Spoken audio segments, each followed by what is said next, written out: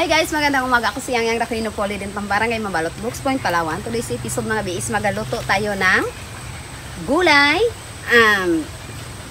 Meron tayong mga bi, alugbate, okra at saka talong. Itong mga bi is galing ito doon sa garden ni Ate Nining na bangkilan. Pumunta si na James doon kahapon. So binigyan sila ni Ate Nining ng ganito is ang dami-dami, kaya binigyan din ako ni James. So ito na lulutuin natin mga be. Meron din tayong sardinas na ihahalo natin dito. Then meron tayong bawang at sibuyas dito na ko na lang nilagay sa gilid. Then ito yung pampalasa. So ayan mga be, mamaya is mumukbangin namin nila James ito mamaya kasi pupunta kami doon sa kabilang PD Road para doon kami magmukbang para maiba naman yung lugar natin.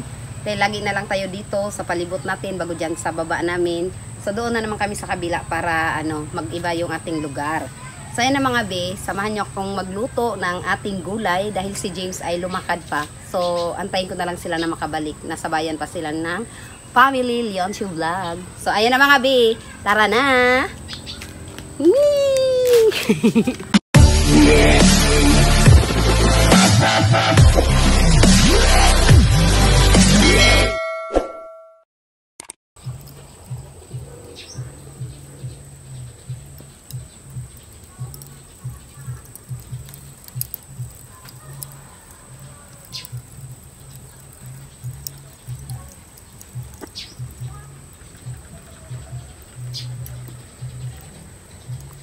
So ito na mga bi, magaluto na tayo mga bi, kaya samahan nyo kami. Maglagay tayo ng mantika para pang gisa. Oh. Yan. So init-initin muna natin konti mga bi para ilagay natin yung kanyang ricado na sibuyas at bawang. Oh, di ba? Ano bang lulutuin mo? Ginisang alugbati mga be, nalalagyan natin siya ng okra and talong. Oh. Tapos may special pa siyang ricado. Sharon! Isda na nasa loob ng lata. Oh. Ano yan siya? Sardinas. Oo, malamang sardinas, di ba? Sa loob ng lata nga eh. So, hindi pa siya hindi pa siya mainit mga be. Kaya, antayin mo natin mag-init-init konti.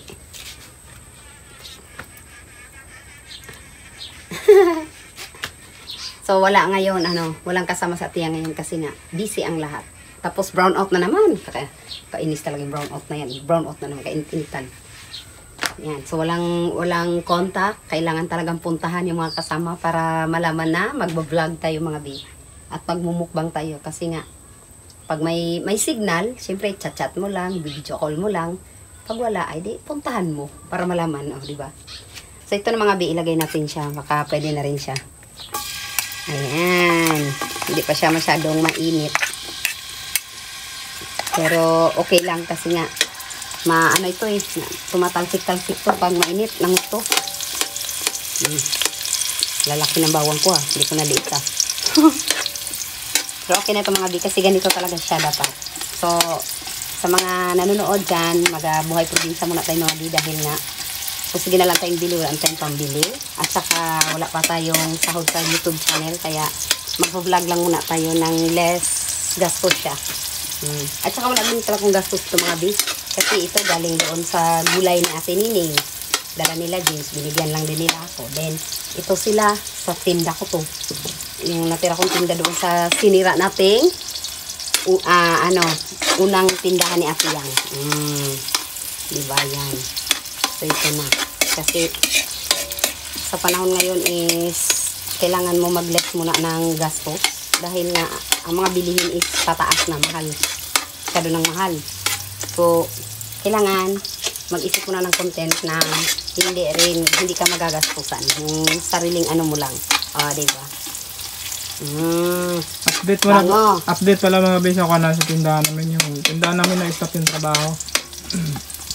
Kasi walang materials. Kulang pa. So, bibili pa kami.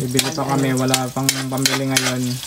So, pagsahod pa namin. Pagsahod pa siguro bago makabili. Kaya, wala pang bubong yun mga be. Kasi ang bubong na nabili namin is 2 pa lang, hindi pa kompleto. Alulod ko lang pa.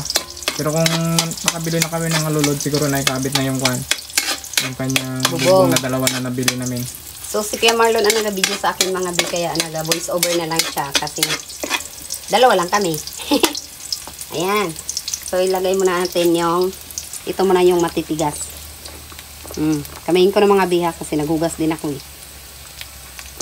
Okra. Isahin. Yan. Gisa ko muna siya bago ko ilagay yung sardinas. Ayan. Santa yung talong pa. Gisahin ko sila kasi ito yung matagal maglambot. Yung alugbati kasi. Pag na, iba-iba kasi style ng pagluluto natin mga bi. So kasi sila, kailangan na igisa mo muna bago mo siya ilagay yung yung sardines dahil ito madali lang tumaluto eh. Yung ang matagal ito sila So medyo matigas-tigas to. So buo lang yung natin mga biya, yung okra natin kasi maliit lang din siya. Kung malalaki sana, hindi natin hatiin. Ay maliit lang, kaya ito lang muna. Yan. Ganyan lang sa mga bi. So baka this month mga bi is matapos na namin yung tindahan. So yung pag-iipunan natin is yung ilalagay naman natin laman na bibilihin natin sa sa mga nagdi-deliver sa mga panel or kaya dyan sa bayan kung hindi kayo maka-order sa sa panel. Pero ang gusto ko talaga is sa panel talaga siya para medyo less yung yung babayaran. Kasi iba yung price pag sa panel galing, iba rin yung sa doon na galing sa grocery store. May na yun, may tubo na yun sila, may patong na yun. Sa panel ka kasi kung yung price, yun lang yun. So, pwede mo lang sa patungan piso, dos per item para mabilis maubos ang iyong paninda. Kasi pag masyadong mahal, walang magbili mga bi. Ang tao hahanap at hahanap yan ng ibang mabibilihan na mas mura. So, sa panahon ngayon, kailangan mo talagang magtipid. Pasensya na kayo kung talagang yung anggulo natin pagbibideo dito lang banda. Kasi ito lang talaga yung space na makabideo dito banda sa kanya. So, kaya dito lang talaga yung anggulo namin parati pag nagluluto siya. napawis yung ilong ko. Ayan na mga bi, ito. Buksan ko na yung arninas at ilagay ko na siya bago natin lagyan ng tubig at rikaduhan. Yan, kahit mga ganyang simpleng lutuin mga bi. Sarap niyan mga bi. Yes. Yan. Sana ito sa ganito din naman tayo mayaman. Kahit mayaman tayo, kain pa rin tayo ng ganito. Dapat walang magbago. Kahit na magbago man yung takbo ng pamumuhay mo, kain ka pa rin ng mga dating kinakain mo. Kasi nga, yan siya. Hindi yan dapat mawawala sa atin. Lagi natin to kasi kung hindi natin nakakain to nung panahon na wala tayo, baka hindi na tayo nabuhay. So ayan na siya mga bi, lagyan natin ng tubig para kumulo siya. At mamaya is ilalagay na lang natin to yung kanyang ito, alugbati. So titimplahan natin. Ayan. At saka pala ito mga bi ha, hindi lang ito yung natin, yung imumukbang natin mamaya dahil may lulutuin pa tayong pritong talong at saka kiniritong daing. Ayan mga bi, binabad ko siya sa tubig para matanggal yung kanyang alat. Para iwas alat sa daing. Yan. Mamaya ko na siya tanggalin sa tubig pag lulutuin ko na siya. So ayan mga bi, pakukuluin na natin siya mga bi kasi natimplahan ko na rin. Abangan nyo na lang mamaya yung paglalagay natin ng ng alugbati. So, ayan na mga bi. Nagkulo na siya mga bi. Ayan. So, ilagay na natin. Ayan na. Naluto na siya, Nasobra na nga. Ilagay natin ang mahiwagang alugbati ni Ate Nining Bangkilan. Ayan. Kami naiwan pa lang talongs. Ayan. So, ayan na mga bi. Ihahalo natin sila para maluto. Para madali siya. Kung sabagay yung alugbati naman mga biis, madali lang itong lutuin So, nasa sa inyo lang yan mga bi kung anong style ng pagluluto nyo. Siguro nagluluto din kayo ng ganito Kanya-kanyang version kasi ito ng pagluluto. Yung iba-iba naman gusto tuyo lang. Nilalagyan ng ganito. Sabay pinapatuyo. Gusto nila yung matuyo-tuyo. Medyo masarap makapit yung lasa. Saka masarap na kainin. Nakatikim din ako ng ganun. Yan. Pwede rin to, mga be, alugbati, with sardinas. Lagyan mo siya ng, patuyo-tuyuin mo lang. Lagyan mo ng puso ng saging. Ang sarap ba? Ako dati, nung nagluto yung nanay ng amo ko dati nung nagatrabaho pa ako. No, diba? Wala, ang sarap man pala ito. Kala niya nga, hindi ako magkain ng ganun. Sabi ko, magkain-tente, ito mayaman. Ayan na siya mga be, oh. Takpan na lang natin mga be para maluto siya. Yan. So, abangan nyo na lang mamaya mga be yung finish, niya. Finish na pagluluto. Finish cook. Diba? Ka-English ka pa. So, ayan mga be. Tingnan na natin yung ating niluluto. Ayan, luto na siya mga be. So, tatanggalin na natin siya mga be. Kasi nga, may piprituhin pa rin si Ate Yang. Pagtapos nito, ayan, nasubrahan na nga siya. Oh. Ayan. Pero, bago tayo mag-i-end mga be is, mag-ano muna tayo mag-shoutout lang muna tayo. Ayan.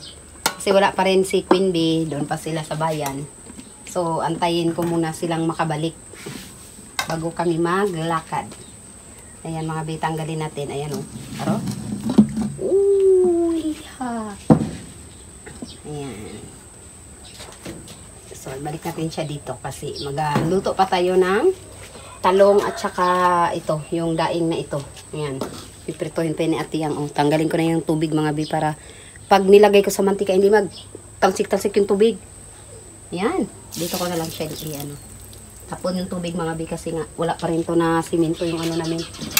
Hindi pa na flooringan yung aming sahig.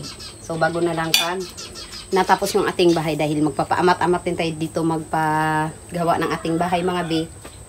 At sana diyan pa rin kayo para sa amin.